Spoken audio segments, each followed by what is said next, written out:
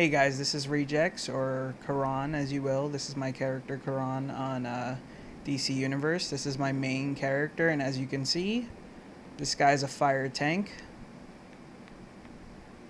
I've been playing fire tank pretty much ever since the game launched. I switched my powers a couple times here and there, but mostly I've been fire tank, and I've been used to fire tanking and have a little more experience doing the fire tank kind of thing. So what I wanted to do is what I kind of noticed as I was playing this game is that there's not too many good tanks out there. And it's not so much that they suck or anything like that. It's just that a lot of tanks don't really know what they do, what they can do, and what ice tanks can do, what earth tanks can do, and what fire tanks can do. Personally, as an ice tank, I may not be just as good as I am with a fire tank, and the same for a earth tank, because I have been playing fire for so long. But today I wanted to give you still some simple tips about how to tank, how to pull aggro, what you should use, what you should look out for. But more importantly, this video is going to be focused on speccing your skill points. Okay, so I just reset my skill points, and I'm basically going to show you guys how you have to basically set your skill points for tanking. Now, again, you have probably different ways to spec for tanks and things like that. Each tank is kind of focused on their own thing, but I'm going to show you how I basically spec for fire tank when it comes to skill points at most. Guys, so since this is a fire character, I'm going to show you kind of how I spec for fire.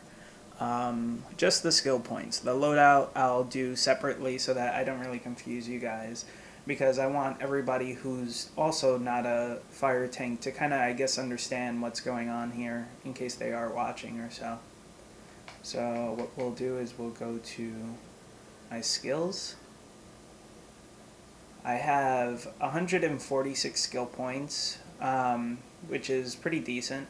I probably have more now. From the time that I've made this video. And what I'm going to basically show you or explain to you guys as well is that in one of the recent updates, you are now able to grab another tier set of innates, which are at the bottom here, these 4 at the bottom. Now, as a new player, actually as an experienced player, as a veteran player, those are kind of going to be important to us. But for the newer players, I would say you would probably focus more on what you would do if you were new. So considering when I started this game, I didn't have these. These are very new down here. The ones up here, I would focus on these first until I get enough skill points to grab these on the bottom. Only because you want to kind of maximize your character and his abilities to do certain things, so it'll probably be easier to learn this way. So of course you could go into anything. When you start off the game, you don't usually have enough skill points to go into everything, usually just 1 or 2 things. So what we're going to do here is we're going to start at the bow. Now if you see here, permanently gain, under the bow weapon proficiency on the left side there, you'll see permanently gain 2% critical attack damage, and when you go down the next permanently gain, these are very important. They raise your character's stats as you collect them. So even if you're not using a bow, if you're not a bow person, you're going to want to go down these. You're going to get 1, 2, and 3, these 4, and then you're going to grab the innates on the side. So I'll show you what that looks like. And then I'm going to go for my tank. Innates. These are my innates here. Permanently increased statistics. Permanently increased statistics over here, and over here, of course. But if you look at this one, this bottom one here, it doesn't give you a permanently gain anything. So there's no point to get it unless you are a bow user. This is a pretty good move. But the ones on the sides, you don't need to worry about. It's only the 4. You go 4 down, and then you go to the 0 out of 3. So as a fire tank, I'm going to actually, I guess, focus more on what I would grab. I could grab all of this, of course, but I'm not going to grab these. I'm going to show you kind of where I would go first. I want to grab my dominance. So what I'm going to do is I'm going to go down the tree to the sides here and look for dominance. There's dominance. If you don't really understand why I'm getting dominance, it's because tanks focus on dominance. Their innate abilities focus on dominance. Real quick, I'll show you. If you go to powers and immolation, on the left side over here, where that little icon is, if you just press the left button over, you're going to see it kind of explains your tank's role and this tree for that character's powers. So immolation powers focus on calling forth fires from within yourself to affect the world around you. Specializing in this tree gains 1% critical attack chance and 25 health. In tank role, here's the important part because we're tanking. In the tank role, all damage you cause is penalized by 20%, while dominance is increased by 100%. See? Keyword, dominance. Basically, it's going to mean every dominance point you get is going to give you an extra point of dominance when you switch into tank role. So if you have 10, you have 20. If you're a DPS, you're just going to have 10. So that's why you don't really spec into dominance when you're a DPS, because that's not DPS's innate ability to grab. Using superpowers increases your total health by 60%. So if you have 100 health, when you use a power, you're going to have 160 health, plus 2.2 health per point of dominance. So of course, if you do the math, you take your dominance and add 2.2 health plus the 60%, so you get a crap load of health. And that's Fire's special ability. That's not Ice Tank, that's not Earth or anything like that. Your healing received is increased by 80%. So when you heal yourself or when you get healed by a healer, you're going to get 80% more heals. That as well is special to just fire tanks, because fire tanks are basically the paladins of like DC and roles and things like that. They focus on healing themselves, and their damage mitigation is focused on health more than defense. So keep that in mind. You will also attract the attention of enemies, causing them to attack you rather than allies. Finally, you gain +3 perception, improving your chance of detecting crap, whatever.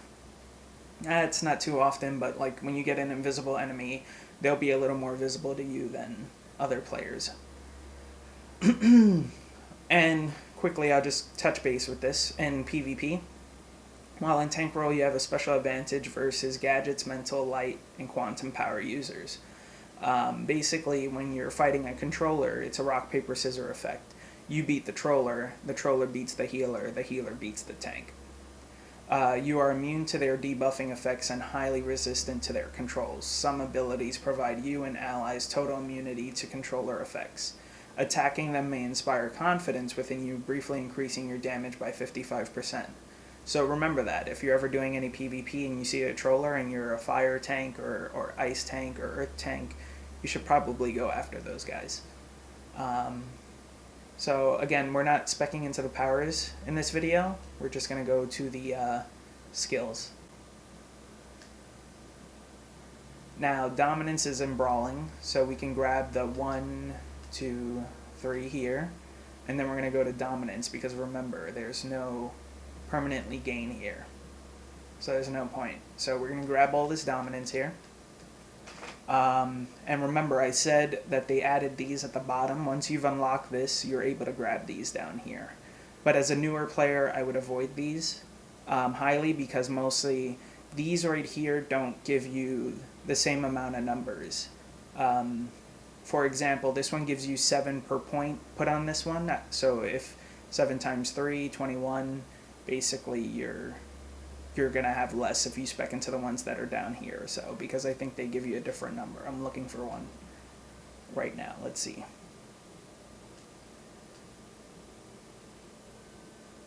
Okay, dominance here is 2 per point. So 2 times 6, 12. Not really going to do it versus 21.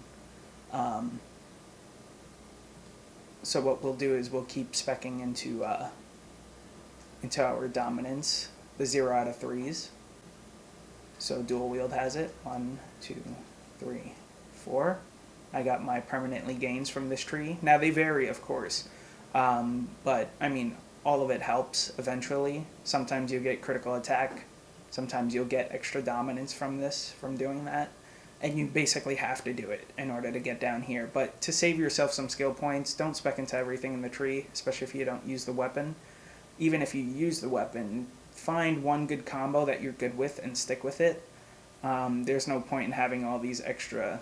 I see a lot of people doing the Ultra Flurry, which is a waste, because it leaves you out in the open to get pretty much smashed, and you just spin around for like, I guess about like 10 seconds, which is not worth it because I could probably do more damage that way. So you want to make sure that, especially as a tank, you don't want to get caught doing this because you're kind of going to lose aggro or you're going to leave yourself wide open for a hit. So we're going to grab our dominance.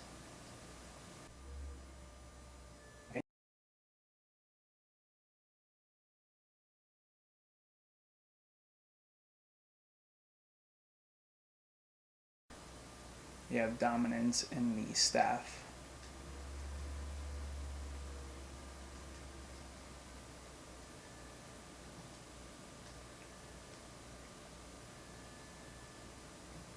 So that's pretty much it. We have all of our dominance. So again, we still have 111 skill points left out of the 146 that I currently have. So we could spec into other things. Now, if you were a person with a 30 odd points or so, you can focus on your dominance. I would say focus always on your dominance because that's going to help you out in the long run. As a tank, you want to start off with your dominance. And also, real quick, I'll show you what dominance does besides just helping the tanks basically do what they normally do. If we go to stats here and we press X on dominance, you'll notice that dominance increases the number of health points lost by a target before a control effect ends. At high levels, dominance must be higher than enemy willpower to be effective. 2 dominance equals 1 additional damage before control breaks. Now, the thing that you really want to focus on about this as a tank, because you're not a person that's going to do damage and you don't really do too many control effects. That's more of a controller's effect to do that. They'll control the crowd and stun them and things like that. Your biggest thing that you have to worry about is where it says at high levels dominance must be higher than enemy willpower to be effective. Now, what that means is basically you want to be able to pull the enemies. You want to be able to basically just pull them towards you and get their attention and things like that. So, I mean, you do taunt enemies. Dominance has nothing to do with taunting or anything like that. But the thing is, you want to be able to pull things to you. So if you have a bunch of ads around you and going after your party, you're going to want them to basically be pulled towards you. If you don't have enough dominance, you're going to do a lot of pull moves that basically don't do anything to the enemy. They'll just basically stand there and kind of just look at you. So we'll go back to speccing under skills, weapons. What we'll grab next is actually going to be different. See, a lot of people like to spec into defense. Now, there's a reason why I don't spec into defense as a tank. Because first of all, when you get your gear as a tank gear, it has enough defense on it. And your defense doesn't affect you, your character. If we go back to where we read about the fire tanks, there was nothing where you activate a power and your defense gets stronger. Your health gets stronger. So we want to focus on our health as a fire tank. Of course, it'll be different if you're an ice tank or an earth tank. You'll want to raise your defense. But fire is mostly about raising your health. In other MMOs, you'll also notice that they also focus on health for certain like white paladins and things like that, because health mitigation is where the fire tanks excel.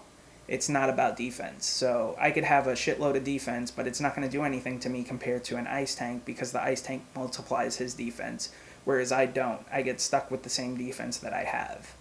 So keep that in mind. We're going to go grab our health points. It's 15 per point. So we're going to get the 3 of those. And again, you don't want to grab the ones on the bottom. Let me see. Oh, okay, yeah, down here. If you look down here, you get 7 per point. It's kind of, again, another one of those things where it's not worth it. It's best to just actually go and get yourself the 3, 0 out of 3 first, because I believe this is what, like, yeah, this will be a 42 out of 45 for the other ones, so you want to get the other ones first before you ever get them. And again, as a new player, you don't have that many skill points, so you don't want to waste them. You want to be a little smart with them. So we'll go down to the pistols. Now this opened up the defense one. We'll grab that one later. I would suggest you guys look before you spec into them. I'm just speccing into them because I know I have enough points to do it. So we found another health. Okay, so in the one-handed we have another health that we can grab.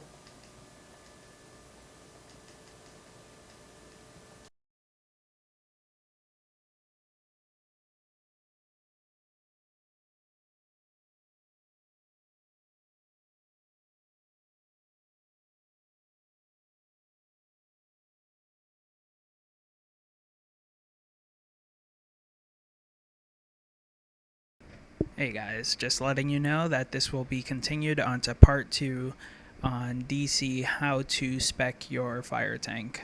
Thanks for watching, guys. Please comment, rate, subscribe, and hit the like button. It really helps me out. Thank you. Bye.